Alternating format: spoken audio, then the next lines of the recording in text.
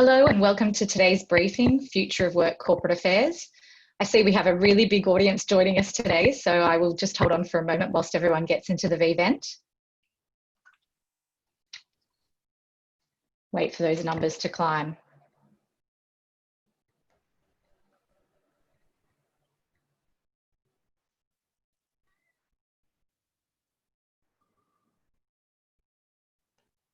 Okay, and I think I can begin as everyone is joining. For those of you who are just joining us, welcome. I'd like to acknowledge the original custodians of this land. I'm coming to you from the land of the Eora people, and I pay our respects to the elders past, present and emerging, for they hold the hopes, visions and traditions of Indigenous Australia.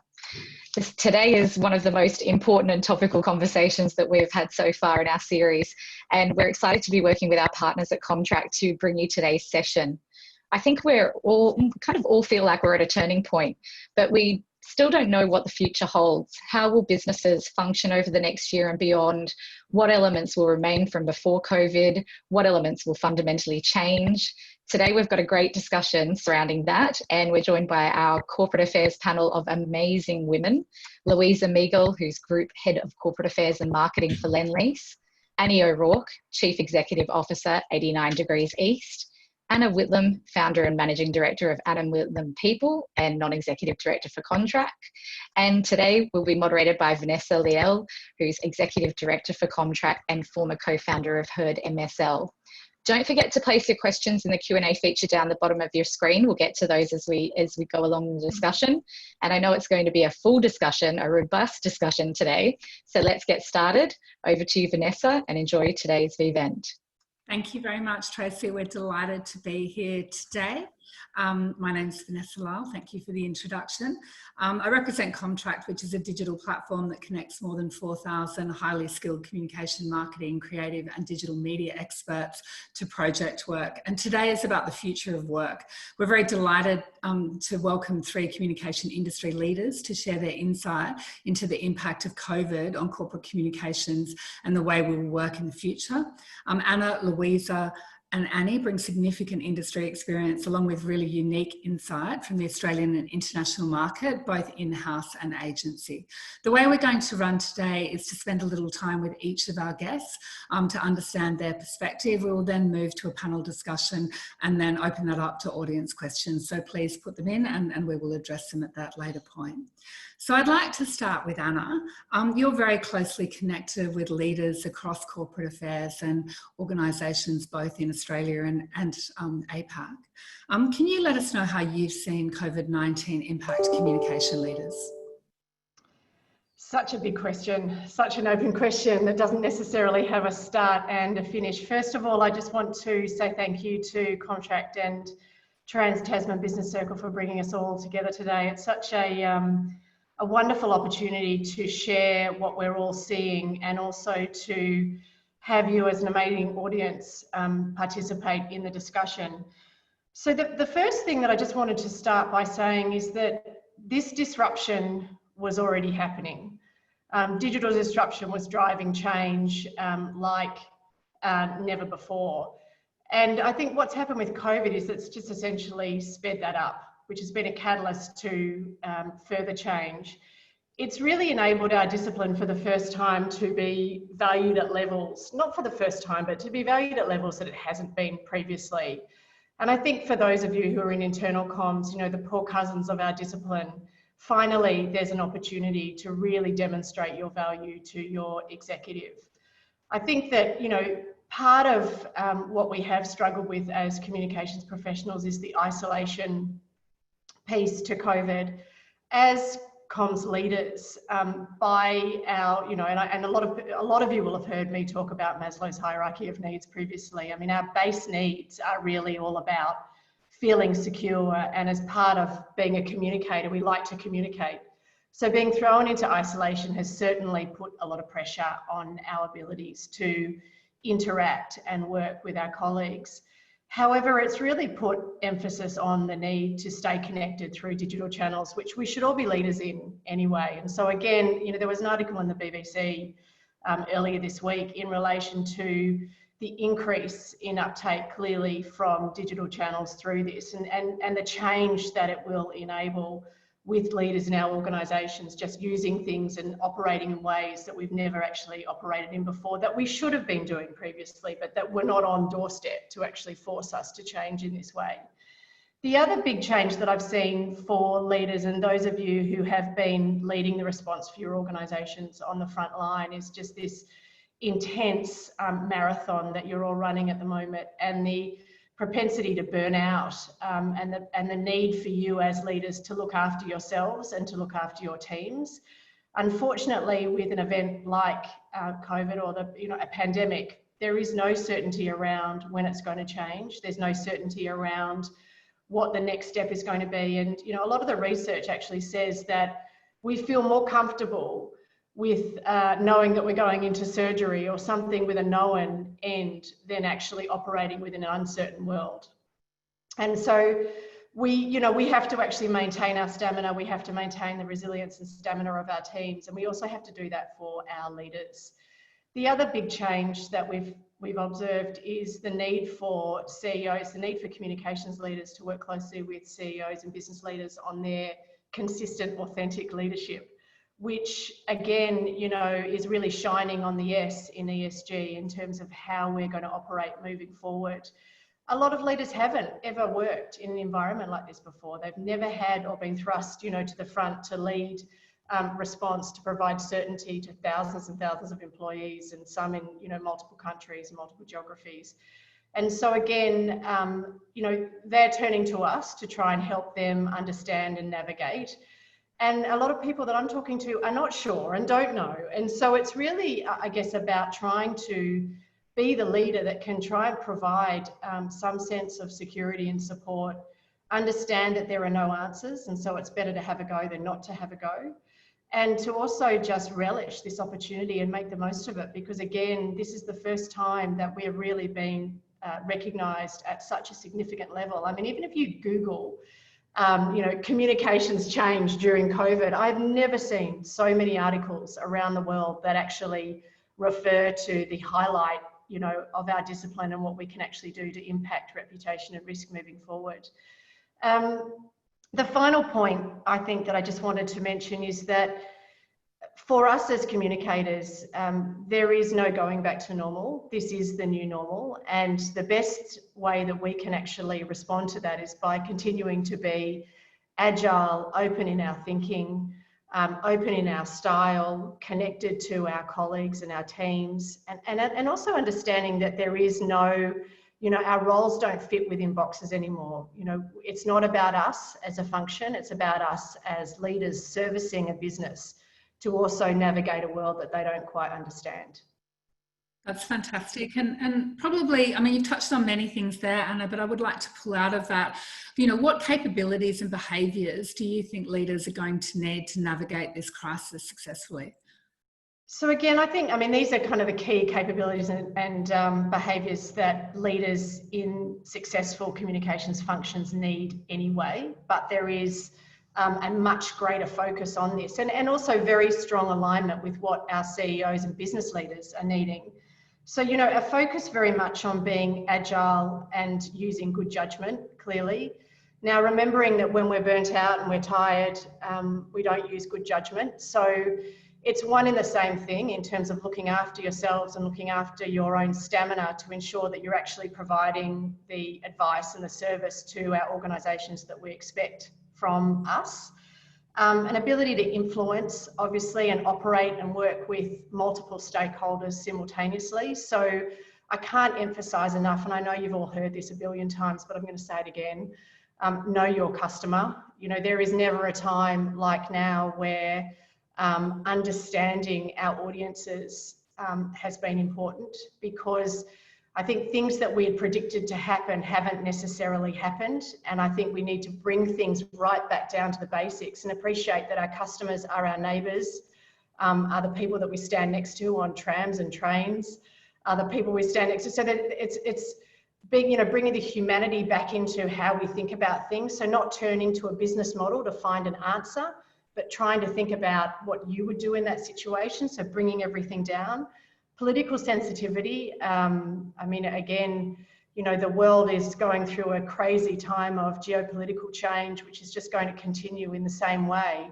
So operating in a bubble is not going to work. You know, thinking about how you can continue to manage yourself from a currency perspective, bringing the outside in is the best way. So operating on an internal mindset is not going to be helpful, not just in COVID, but in general. You know, it's so important. And then the final point is, which I'm loving right now, is having grit. And I think communications leaders do have really good grit. So there's a wonderful author, Angela Duckworth, that many of you may know about, who's written a book on grit and which essentially combines resilience and passion. This is not an opportunity. This is not a time where we all need to be, you know, meeting or blowing things out of the park every single day. This is a time where we have to be resilient over the long term. We have to be very focused. We have to love what we do. We have to bring passion to what we do. Otherwise, we're not going to survive, because again, it is us who our leaders are turning to provide direction, to help solve problems, that is, you know, to help them mitigate, make decisions around risk that can help, you know, from a board perspective right down to the mailman, so to speak, within our organisations. Sorry, I hope that I haven't rambled too much in that sense. Very well said. Very well said. So Luisa, you're head of corporate communications and marketing, and you have a very large and integrated team with diverse skills. What's this year meant to you? What's been the impact of COVID on your function? Probably from the start, I'm going to echo a little bit of what Anna has said, that from the beginning, we had to really lean into the business. You know, I always call internal comms occasionally like the Marsha Brady, she's the one in the Jan Brady, the one in the middle. But we've had to lean so far into the business.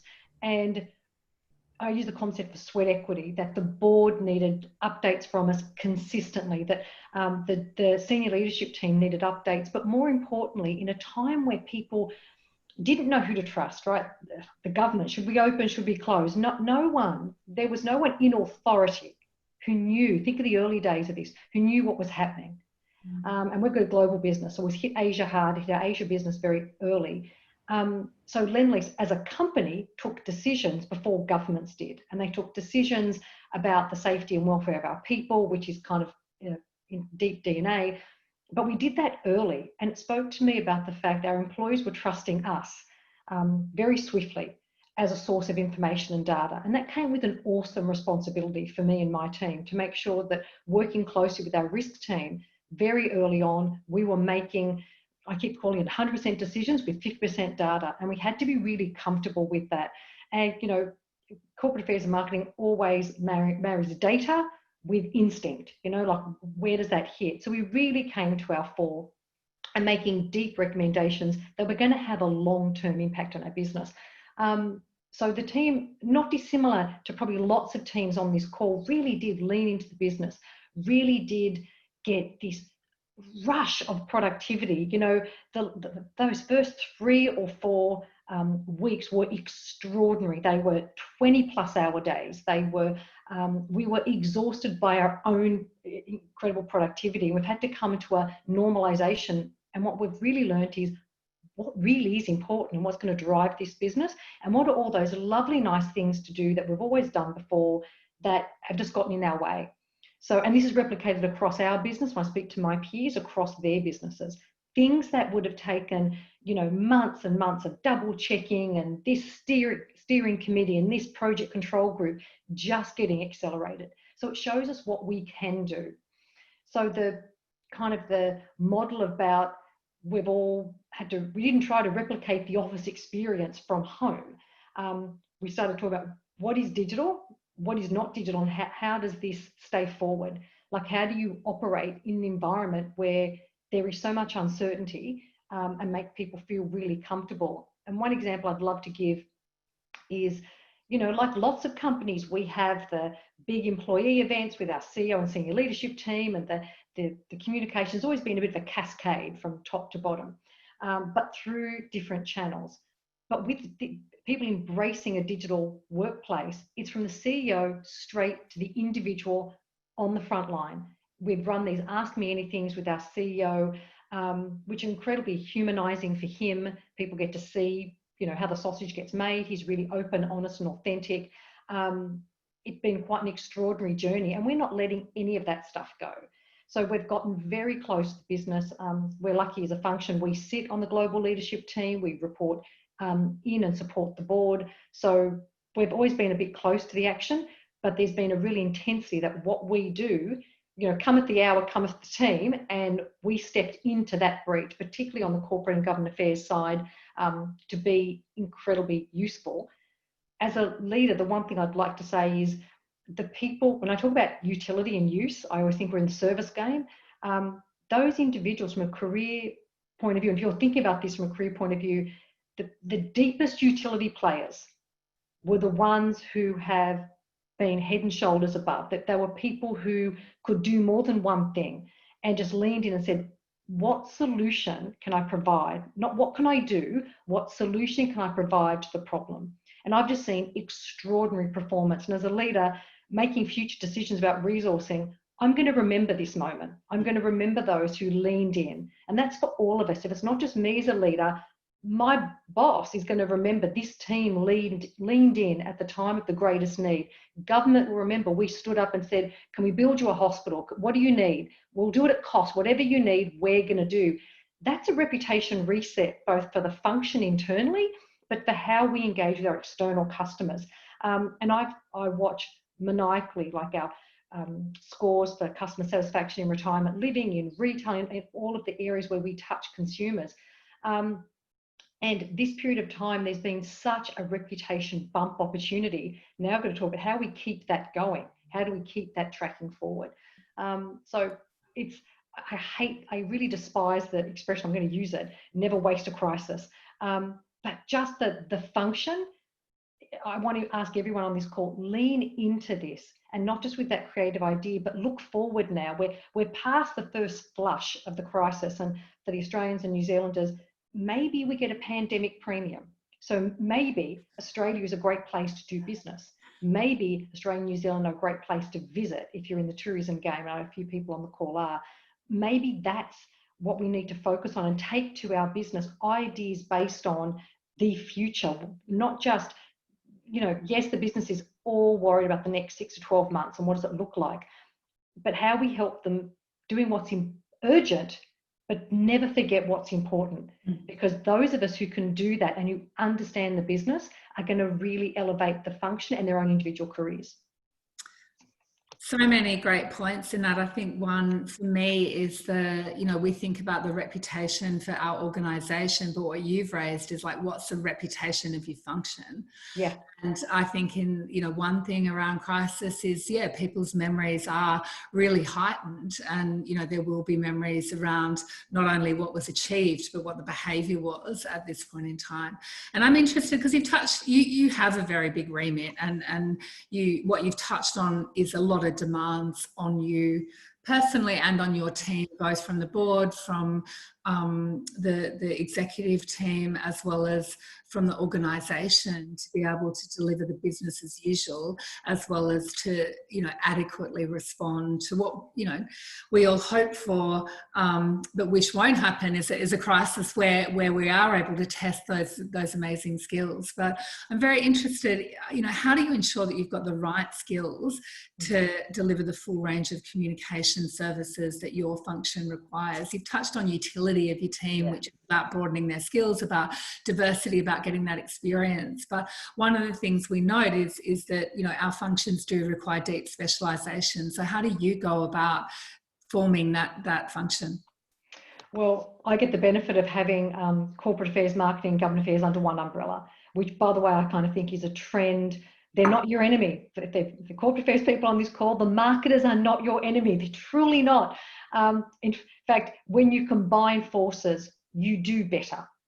And so when I think about the specializations inside of each team, it comes together at digital. And you know who the future threat for our function is, if I'm really honest? It's the Chief Digital Officer, guys. That's the future threat. We're the advice givers. We rely on this level of creativity and deep insight and relationship. But you marry that with the data discipline that marketing brings, and that real focused on, I will make decisions, I will bore you with the amount of data and research and insight I'm bringing to the table, bring them two together, and there is a real unstoppable way. It goes from being, I'm an individual contributor because I've got all this creativity, or I'm the one with all the insight, to I am an unstoppable force as a function.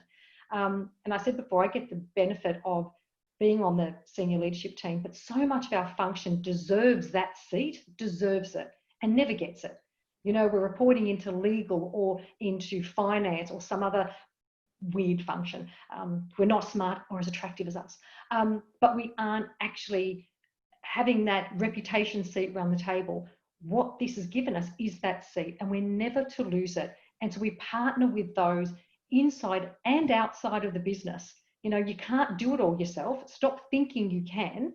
No need to be a glory hog either, because the shared collective of what you can get done is so much stronger. And I've just seen corporate affairs team in particular, and to be honest, prior to this job, I probably could be a bit guilty of that. So to all the marketers I've worked with in the past, I apologise profusely. Not to share with them, and that's including our agency partners. Like, we've got some amazing partners we work with. We can't do it all, and they've become part of our business, and they dip in and they dip out, but we trust them. So we've amassed that skill by being able to collectively work together. And Anna said it so beautifully at the beginning. The trends we're seeing now are trends that were always in train, like always. So the digital train has left that station some time ago, but a lot of us were actually a bit scared to get on it, and hung back, and it was for someone else to do. And what I'm trying to do with my team is say, deepen your utility. You know, it's not enough just to say, oh, I understand what SEO means. How does it work? And, you know, and let's be very clear, I'm always finding people in the business, there's a few on this call who may laugh this, I'm always calling them saying, can I have half an hour where you can tell me what it is you're doing? And I don't want a pretty deck, and I just tell me, get me into the weeds, because I need to be able to explain it at a different level in the organisation, and I need to make sure that I'm credible and not just, what's the expression, Easter egg, shiny on the outside, push a little hard and there's nothing, that, you know, it all falls down. So the function needs to be more data driven. And if everyone forgets anything I've said on this call, I don't mind, but if you can remember just one thing, get underneath the numbers. Actually, you don't need to be a finance person, but truly understand how your business makes money and how what you do provides a solution. Something that people in agency have always had to know, because you've had to understand the business. And I think in-house people tend to forget. If we're working for a listed company, I don't get any credibility sitting around the board table or the global leadership table talking about clicks and likes or relationship with this person, unless I can translate that into what problem this solves. Particularly I'm standing up big ask for money, standing up big programs, big campaigns I want to run with a serious check attached to them. What's the return? And I think corporate affairs, marketing is good at that. Corporate affairs is less good at the return because it's grey. And that's okay. There may not be an immediate return. Think about government affairs, long burn. But you've got to talk about how this helps the business using the language of whatever your business is. So my passion point, sorry, Vanessa. Very good. No, I had quite a few headlines out of that. I did like the pandemic premium as well. Like, Okay. that was something. I've stolen that from my CEO. It's not mine. I've actually stolen it from him, but there we'll take it. That's a lot we can do with that. It probably is timely to turn to Anna. You founded 89 Degrees East following a career as a political advisor, and they've grown that agency, which we're all very jealous of, from your base in Byron Bay. And employed professionals with diverse skills and locations to deliver large campaigns for government and for other clients. Luisa touched on it there in terms of what the, I guess, in-house functions can learn from agency. I feel like I've just lost Annie. She'll dial back in. Okay. I might just go to one last question that I had for you, Louisa, which was, you know, what's top of mind for you when you enter the second half of the year? Obviously, your leadership over the first 6 months has been critical, as for many organisations, as they understand what's happening at a macro level and what that means for the organisation. However, I think, to be fair, it's probably the next 6 months that is going to be critical for all of us in terms of what happens next. So what's on your mind? Probably three big things. One is ESG has not been pushed to the back burner. Like, it's the community have expectations, shareholders have expectations, so we probably need to step into that. And I noticed Annie's back, so I'm going to let you go back to Annie, and I can talk forever. Give me a microphone, I'll never shut up. All right, we'll come back to it. So Annie, we were talking about what corporate and organisations can learn from agency, particularly around, you know, the commercial side of the value that we deliver. In building your agency, you know, what do you think have been the key learnings, and what do you think we could learn from that in terms of agile working, in terms of creativity, innovation, and I guess the commercialisation of our value? Yeah. Well, one of the, you know, reflecting on this before this webinar, one of the things that I really thought about is about how it's so important about quality, not quantity, when it comes to your team. And I think that's a really good way of looking at the go forward.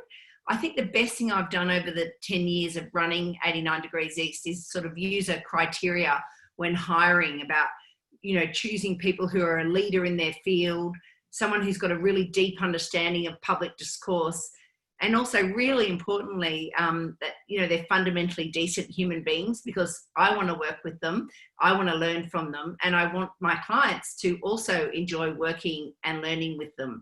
And I think that that is really important for corporate teams to really spend some time on working what's best for, you know, what's the new fit for them, and what's that new team look like, and getting the sort of experience and equation right, with the culture right. So I think that smaller agencies have often spent a bit of time with that, because they've got to work so closely, and sometimes big corporate affairs teams gets away with having sort of not everyone pulling their weight, or not having little, you know, fights between marketing and corporate, and, you know, things like that. And I do totally agree that the you know, working in teams, working together, having really good qualities that stick together, is something that agents, you know, running an agency, I've really learned how to do. Having previously, before this, you know, I've worked in big government agencies, I've worked in corporate, and even working in politics. You know, this important thing about getting the right people together is, you know, is really critical. I think the other thing that's been really important for me, as someone who has moved to Byron Bay and then tried to run a national business from here, is to be really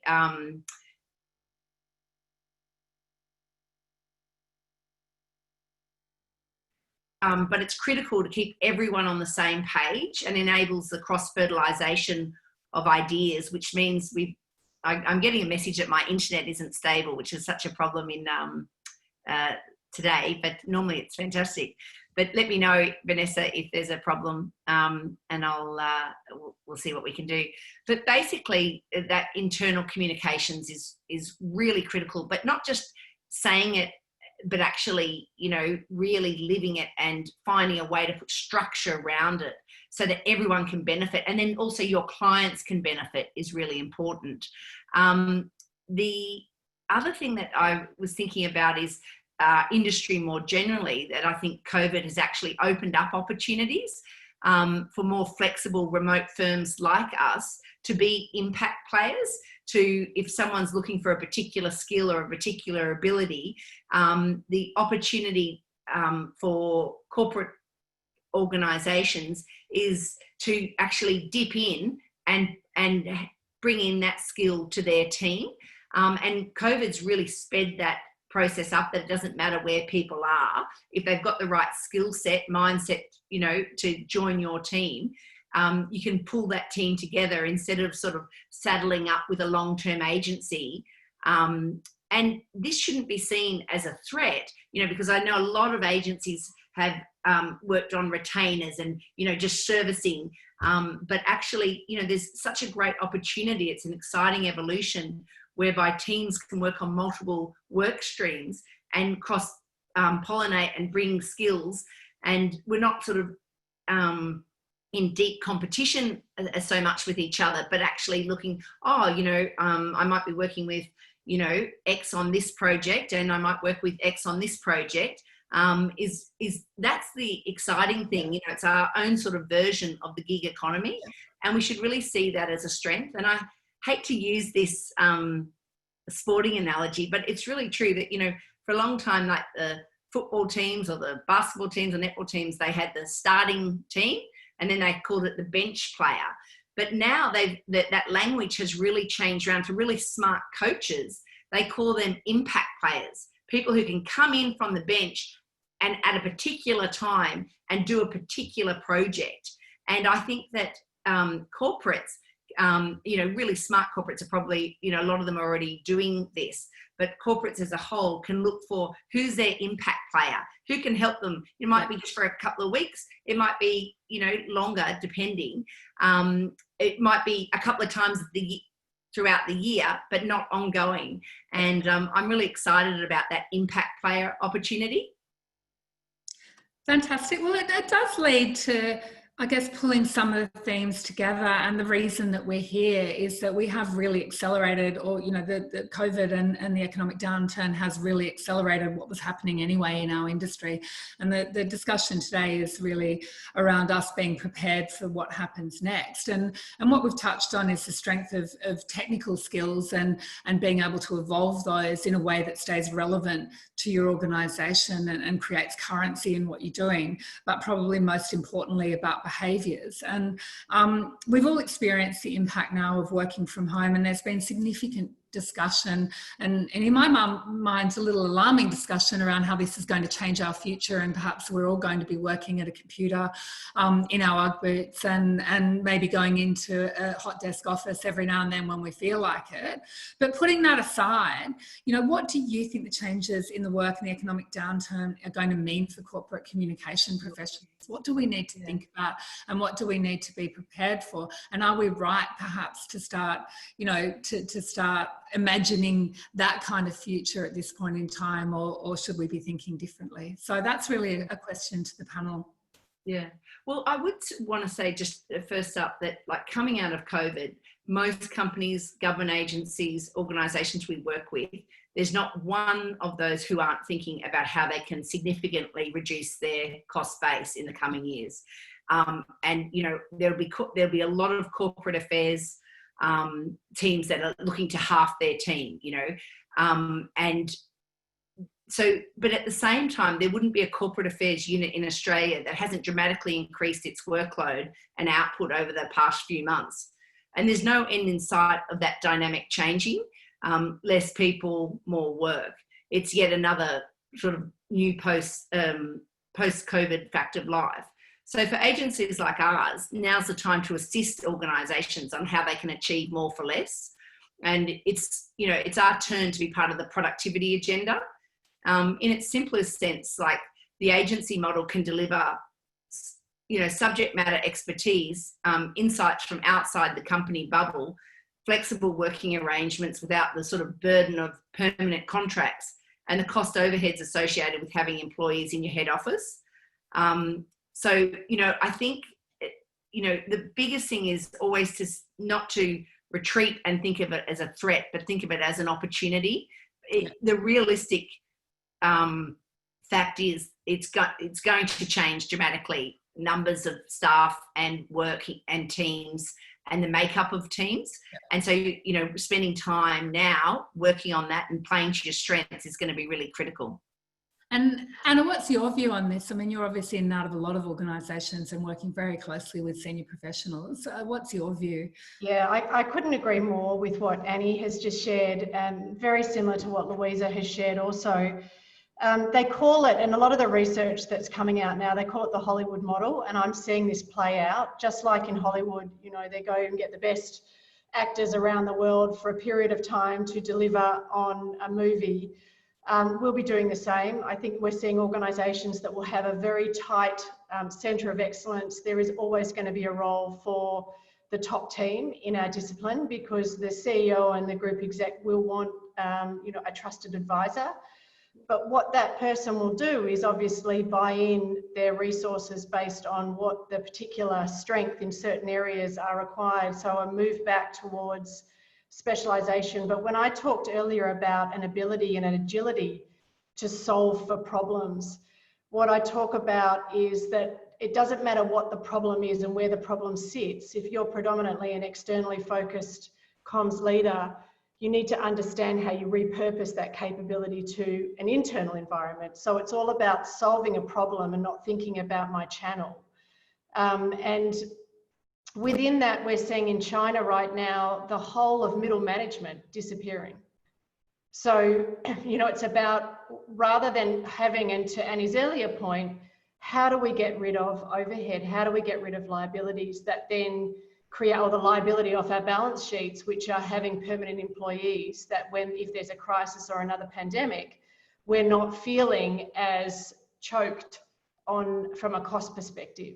Yeah. So how do we get much more efficient? How do we access the best possible talent to deliver on that project, you know, within a very short space of time? And it is going to be things like Commtract, where people, or agencies like Annie's, where people will actually buy resources. And I think it's really important that I say too, and just reiterate, I don't see this as a major risk for firms like mine or for yourselves as leaders and practitioners. The message that I really want to share is that we need to take it on board as individuals and as a collective to ensure that we invest in our own self-development and that we manage our own careers, that we build our own career currency by looking outside rather than relying on our organisations to provide the road for us. Because those days, as my husband keeps reminding me, the party is over. And those days are well and truly over. You know, we are responsible for ourselves. We need to think about what we can bring into this new environment and make the most of it. You know, for those of us who have, who are used to traveling a lot like me, you know, I am actually loving being more present at home with family. I mean, it's quite amazing, you know, and all of a sudden, who would have thought, you know, that opportunity would present itself? And I'm also thinking about moving to Byron Bay because Annie's made it all possible. So I'm trying to think myself about these sorts of, you know, silver linings as well. Great. And is that our future, Louisa? Like, are we all going to move to the country and Zoom in? Sorry. I don't. But yeah, I'm really interested. You know, you're running a workplace and you're in the office, and you know, I'm really interested in terms of your team. Do you think we could be completely remote, or how do you think it's going to work in the future? Actually, Vanessa, not only do I run a workplace, I work for a company that builds office buildings and builds precincts and does urban environments. So I think I have a lot to say on this topic. But genuinely from a team point of view, corporate affairs and marketing, it's a contact sport. You need trusted relationships have to happen. Like the collective group of us, we've worked together before. We know each other. So trust in the physical world has just translated really easily to trust in the new world. I want to touch on some point about how graduates and new starters get in, because if you're in this digital world for a long time, it's going to be really hard. But there is, the way I'm looking at the future of work is portfolio, actually. And by portfolios, there's a team of us who we've got to write our annual report, and your report's got to be produced. So that means there's finance people, there's you know, auditors, there's my team of writers, my team of digital designers, me and a few people who have oversight of the delivery. At some point, we have to physically come together. You can do all those component parts remotely, but the collaboration must come together. You know, at the early parts, we were together deciding what to do, and now we physically want to be in the same space, don't want to share our numbers over an internet connection. So there's that portfolio, it's coming together. But what this has debunked is that I need everybody with me all the time. And I've had a global team for such a long time that there's always been a huge element with me of digital teams that they're not physically with me. But trust has gone up. I have to have more discipline. So what really is going to happen isn't about are we going to be together or not, but for the Annie impact player model to work, which I'm so stealing Annie, but for that to truly work, it means as a leader, I have to be incredibly disciplined about what is it I'm trying to achieve. So what piece do I need? When do I need to call in and say, I need you to do this bit and I need you guys to do that bit?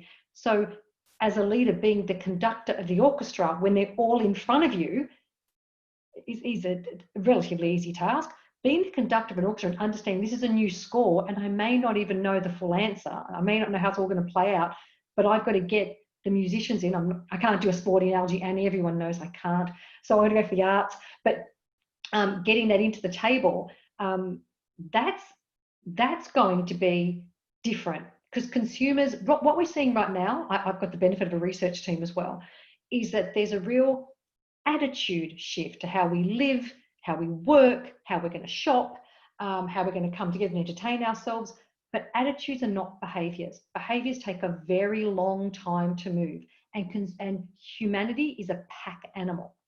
So, you know, dipping in and out is about right, actually, that we don't always need to be together. We've proven the model, we've proven Annie's model works, but we're still going to need to come together. I don't see any future where it's a completely digital environment.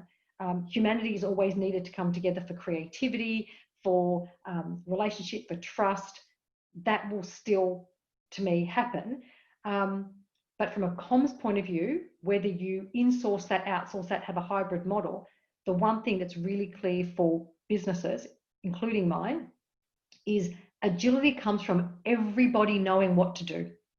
Everybody knowing the individual actions. I'm not kicking the can up to somebody else who's going to work it out. Everybody actually knowing, how do I fit into the big strategy? Where are we going? You know, I think our Prime Minister Scott Morrison and even Jacinta Ardern called it the Team New Zealand or the Team Australia moment. You know, for us, it's the Team Lend-Lease moment. Does everybody know what they've got to do? Because we can't all be there together. But that hybrid model, Annie, truly, I think there is a real future for impact players to come in and out, because like everybody, we've got a health crisis that may or may not have abated in our two countries. We're pretty lucky, but that economic crisis, I'm deep into that for the next couple of years. That's going to keep going. We haven't even seen the stimulus from both markets is still in play. We haven't even seen the underlying economic conditions. We don't know what that's going to look like. But I've watched this movie before. For those of us who've been around a while, the GFC hit, SARS hit. That stuff lasts for years. Yeah. So we need to rethink the model and still be able to deliver. And Vanessa, to your point earlier, deliver more than we've ever delivered before. Exactly. And I think we're hearing that everywhere. And I'll just add, like Commtract over the last 2 months has had a 50% rise in professionals registering on the platform. That isn't unexpected. We have nearly 4,000 there to start with. But, you know, I suppose it does raise the question, and it's raised it as well. Like, do you think the contract and project work portfolio careers and the mix of in-house and agencies is the way of the future? Are we moving quickly enough to be able to harness the impact players, whether they're within or outside our organisation? And yet, has COVID fast-tracked that in some way, do you think? So the real question is, what do you think the structure of the industry is going to look like? Is it going to be full-time employment and traditional careers, or is it going to be something different? For at least, I'm going to answer that for 1 second. It depends on where you are in your career. Yeah. You know, if you're a deeply experienced player, and let's just have some practical reality. If you're deeply experienced, you don't really need to go to a bank and get a mortgage to show him your 20 years of continual income, because all of society's got to keep up with us on this journey. That, you know, if you're at the beginning of your journey, that may be very different to say because do you have the skills to solve a problem? So it does depend. I think people have to get really comfortable that the full-time in a company model probably is not going to be the model for everybody. It's probably really not. And Anna said something earlier that was desperately insightful, and I want to pick up on it, about people self-skilling, making sure they've got the skills. And what they're selling is their skill, but not by channel, not by this is what I've done, it's what problem I solved. So I can solve that problem for you. But for me, it's where you are in your career, but I'll leave it to the experts, because I'm certainly not one. Okay, Annie, Anna, what would you add to that in terms of what you think the future careers look like for us? So it's interesting, isn't it? Because in one sense, we're saying that the discipline has grown, you know, in value. And in another, we're saying, but hang on a second, there may not be full-time opportunities in the same way. So I just want to make it really clear. I think that what we do as professionals and practitioners has never been so highly valued. I think we have a massive opportunity to continue rising. And there's a huge piece of research that the Page Institute published late last year, which was the result of interviewing something like 200 CEOs globally on the value of communication, and a lot of it, and the title of the report is the CCO as the pace setter. And I think that there is absolutely no doubt that our function helps drive organisational change. It connects, you know, authentically, it connects organisations with purpose. It enables that cohort that Luisa was talking about in terms of that connectivity. So what we're not talking about is the value of the discipline. What we're talking about is the structure in which we deliver on the discipline. And that's what we all have to be a lot smarter in terms of thinking about. So the biggest space that I see people and more so mid-level leaders get themselves caught in is the expectation that the organisation is there to serve them. That is not the case, and that's a thing that we've got to come up to grips with pretty quickly. So our roles are actually to help solve the organisation's problems. So we have to make sure that we are the ones that provide the value, and that we are the ones that do our homework, to Louisa's earlier point around, with the use of business metrics, etc., to make sure that we are of value. Now, how we provide and present that value will probably not be in the same structure that we did previously. We won't be going into an office and working 9 to 5.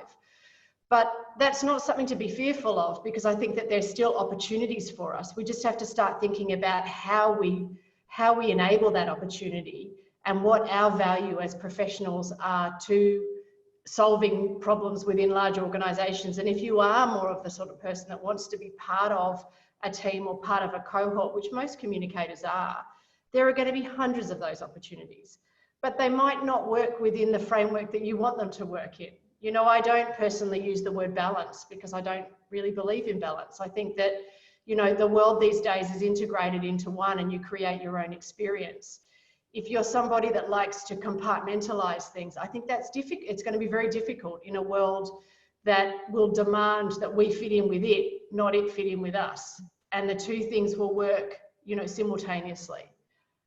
I'm sorry, I'm not really answering that question. I just wanted to make sure that people... Okay. I am mindful of time. There are, Annie, we do want to get to it, but we do have quite a number of questions that I'd like to get to from the audience. Yes. So there's a really great one here, a couple, about what do you see happening in the terms of specialists and generalist practitioners? Will we see the rise of specialists, or is it better to be a jack of all trades, like with that diversity? So you've all variously touched on it, but you know, people thinking about their career paths, should they be aiming to get a lot of experience? Should they be specialising? What do you think your advice is? Do you want to answer, Annie, or do you want me to have a go at it? Anna. Okay. So we have touched on this. I think those of you who are specialists, it's wonderful to be specialists. I do very much believe, though, that we need to be shifting our mindsets into a problem-solving mindset. And I'm, you know, a big believer, as Louisa will know, a lot of the work that I do is working with CEOs and executives on building function. And I'm very proud to say that I was behind a lot of what Louisa's leading now. But it is absolutely important to understand that there's one message and multiple channels. So trying very hard to use that mindset to solve organisational problems.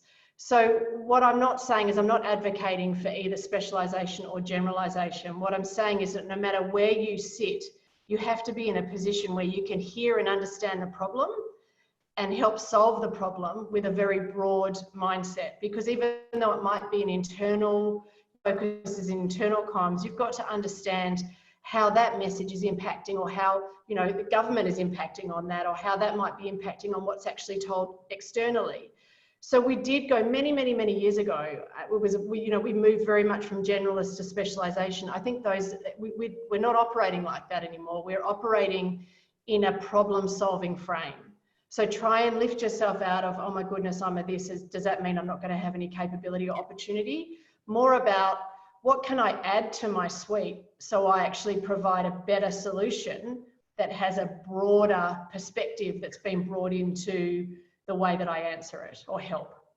And Annie, I'd love your view on that, because that in lots of ways is the critical part of agency, is being able to be market facing, understanding what the challenges are, and then being able to build the capability to resolve those challenges. So what have you learnt about generalisation and specialists? Well, in some ways I'd relate it to like the IT sector. So in-house you have your IT people, but you don't have Microsoft in-house, you don't have Google, you don't have Zoom, you buy those particular services in, and that's the same with communications. It's you have the people providing the structure and the goals, and then you bring in different people where and how is needed. And I think that question goes back to where you're comfortable. If you're a person that's comfortable being a generalist, and as Anna said, taking that problem, how can I, we call it not a problem solver, Anna, we call it an entrepreneur. How can we be someone who solves a problem in-house, or you're an entrepreneur, someone who's from the outside. Yeah. So I think it's, it is about finding your bandwidth, your grit, and really working hard to know the impact that you can have. And the other thing I just wanted to really touch on is 89 Degrees East works best with organisations, not in a particular subject matter, not in a particular political zone. We work best when that communication function knows that we're not competition to them, that they know what they're looking for from us and demand it of us to deliver. And that, from the CEO to the head of corporate comms, they're very comfortable in their role and not seeing the agency as, oh, everything's shit, coming in and helping out or doing or whatever. So I think there's a huge responsibility there in that relationship management, both from the internal corporate government communication unit to when they bring people on board, be really clear about what they want help with, and be not at all worried that that's not something in their current toolbox, but they need it for now. And for the agency also to come in and not say everything's terrible, or, you need to do this, this, and this, and focus on the task at hand to get the outcome that you want. Lots of people, and, I know we all see it, like have that, and the top 4 consulting companies are really bad at it. They land and expand, and they just try and do more and more to pile up the hours. And I can absolutely assure you, after 10 years of doing that, my business prospers when we just focus on the task that's most needed to be done, and that I can say either we can do that or we can't do it, or I'm going to bolt someone on here and help you. But we're not trying to then do X, Y, Z and just continue to expand the brief and not get an outcome. So I think... Yeah, sorry. You go, Vanessa. Look, I think we've covered some really important points there. I think from Louisa's earlier point, early in your career, it's so critical to get experience and to, get as much experience as you can. Firstly, to understand what your strengths are, but secondly, to understand what is valued by your organisation. But then I think, we've also said that to deliver fully integrated communication programs well, you need to have the right people doing the job. And that does require a mix of, relationships and leadership, being able to pull those teams together, but having the deep specialisation so that you do have a digital marketer working on digital marketing. You don't have a government relations person trying to fit that brief, because that's a resource that you've got. And I think we're all feeling it now, that no matter how many people we have, we don't always have the right people, but being able to think flexibly. And how you and I met Annie was, being able to think, well, how could I do this differently if we can't do it ourselves? So the other side, there is a really important question here, I think, and Anna, if I'm correct, I think it was something you said. Jenny's asked the question. So sweat equity and self-care, how do they align? What does that mean? Louisa, you mentioned sweat equity, and I think I probably mentioned self-care, but do you want to have a go? Well, it's probably a question about, you know, Yeah. I think the work-life balance, this is your life, and work fits into that. So you do Yeah. need to decide, you know, what value you place on it and what effort you want to put into it.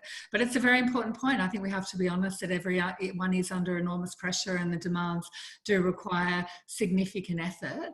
But how does that work with self-care? And Louisa, I might start with you. I stopped talking about me working at home, and there was a period of time I was just sleeping at work. And truly the hours just expanded to every available time. And be honest, my psyche, not so common as people, I was needed. So I was answering the call. It's a very short-term way of doing it. So I started claiming time back. And it wasn't just physical time. I now do, because no one cares where you are. Some of my meetings are walking meetings where I'm in my neighborhood. It's quite lovely where I live. You know, I've got my earbuds in, I can still listen, and I'm going to be able to get in some exercise because that's doing, you know, two things at once. Or I kept telling my team, particularly when your children were home and people were having all sorts of struggles, just turn it off. To do the most important things. You can get sucked into your inbox, guys, you actually haven't done anything that day. So pick the things that are going to be the highest impact and do them. You must be the master of your own fate. Companies are going to suck the very marrow out of your bones. They just will, because organisms do. So as Anna said beautifully earlier, manage your own career. I overlay that, manage your own energy. I'm a high energy human. I've got an awful lot of it to give, but even I need to replenish this tank. And I will find the ways through trial and error, to be perfectly blunt, no magic formula here, what works and what doesn't. And people need to do that, or else when your boss asks you to do something or see an opportunity, you just go, oh, it's one more thing to do. And you've run out of the oomph and the excitement and the passion and the grit, just to say, yep, I'm going to take that on, because you feel the energy for it. So that's how I get there, but it's not perfect. Anna, do you have anything to? I was just going to say, I call it ruthlessly prioritizing, because again, communications is often the function that everything goes to, or that no one else can solve, or that no one else knows how to solve. And so we need to look after ourselves. So we are the ones that have got the clear minds that can actually do that. The way that I try to do it is by blocking, you know, time out in my calendar that works for me. So a lot of you would know that I work very late at night, particularly because I work on a global time zone clock. And that might mean that I'm doing something for myself first thing in the morning. You know, what I try very hard not to do is start very early and go very late every single day, because days and nights and weekends all turn into one. And I started noticing that, you know, you do start to lose perspective. And when we're at either end of the zone, we're either bored and not engaged, or we're at burnout because we're over engaged. Our presence and the way that we come across is much worse than what it needs to be. And I think as professionals that provide judgment information to mitigate against risk in large organizations, we need to be on our best as much as we can. So and this is where that whole burnout piece comes from. And this is where we need to, as individuals and leaders, manage ourselves, not look to other people like Louisa's in your function to be telling you, you know, that that's enough. You need to know how to prioritize and manage yourself. Yeah. I feel like I can really answer this question a lot coming from Byron Bay, where it's all about your energy. But, you know, being really clear about where you get your energy from, your good energy, and pushing away bad energy, people who want to whinge and complain about things. Even clients can be like that, who just want to take your time and whinge and not be focused on the solutions.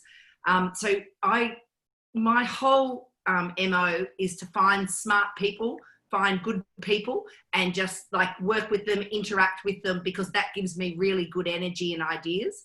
And the other thing, and I know I jokingly said when Vanessa said to move to Byron Bay or move to a rural area, but the truth is, I used to travel each fortnight, and obviously I haven't been doing that now.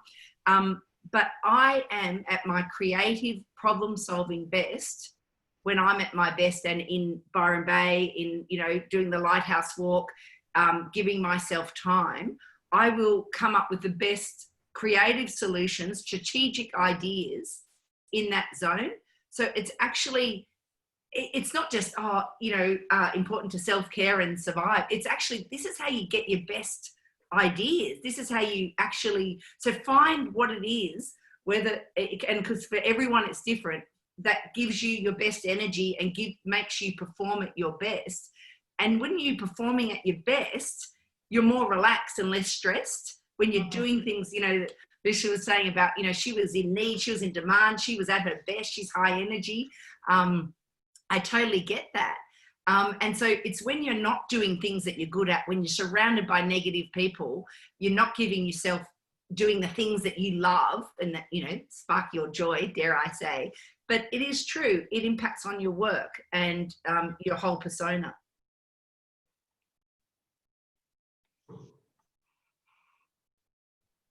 Very good. Welcome, Tanya. It's lovely to have you. Right. Oh, what a fascinating, brilliant conversation. We could have kept on going.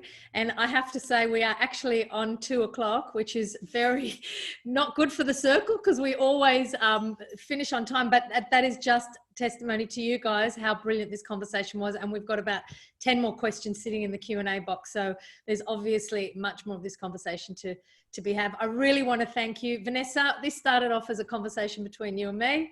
And of course, driven by the incredible team behind us, and that's Tracy Jennings. I do want to pay tribute to Anne Wickham, who is from Boxing Clever and been part of our circle for many years, and she really helped us get this corporate affairs series off the ground. And I think we're onto something, ladies, and I think we have to continue the conversation. There's a lot to be said.